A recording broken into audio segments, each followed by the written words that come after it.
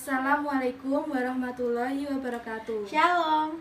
Kami dari kelompok 11 akan mempresentasikan ilmu pengetahuan alam kelas 4 semester 1. Saya Gladys Aletia Karisteo, NPM 042 dari Prodi PGSD 4B. Saya Diapri Puspitari Ningsi, NPM 052 dari Prodi PGSD 4B.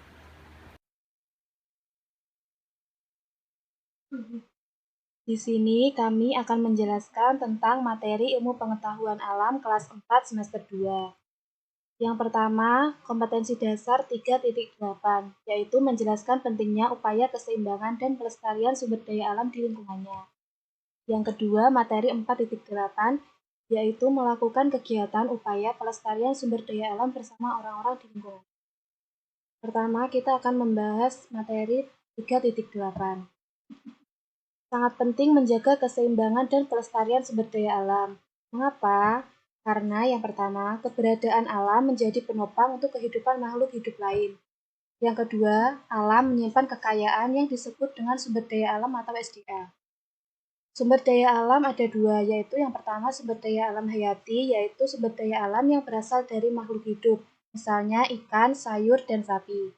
Yang kedua, ada sumber daya alam non-hayati, yaitu sumber daya alam yang tidak berasal dari makhluk hidup, misalnya matahari, air, dan udara.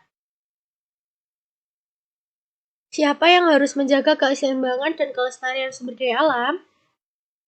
Sebagai penghuni bumi, manusia tentunya harus menjaga keseimbangan alam serta kelestarian sumber daya alam. Sebab kelangsungan hidup seluruh makhluk hidup bergantung pada kedua hal tersebut. Contoh kegiatan merusak kelestarian sumber daya alam. Yang pertama, yaitu membakar pohon di hutan. Lalu yang kedua, menempel poster di pohon. Dan yang ketiga, menebang pohon sembarangan.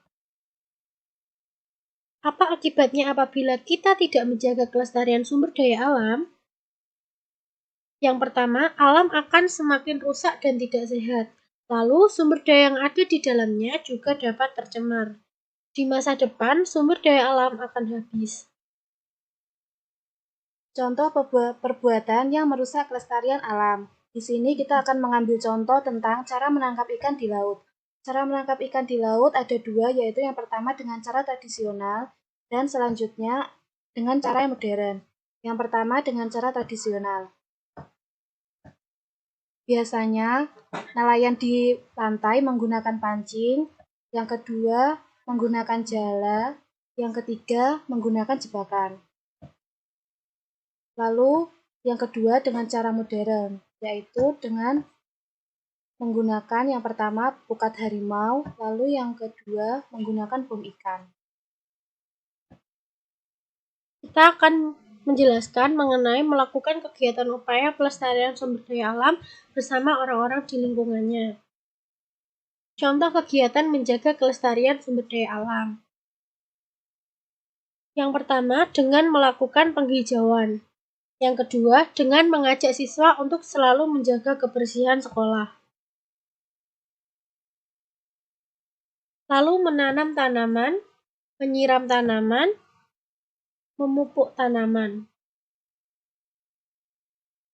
Sekian presentasi dari kelompok kami. Ada kurang lebihnya kami mohon maaf. Wabillahi taufiq wal hidayah. Wassalamualaikum warahmatullahi wabarakatuh. Shalom.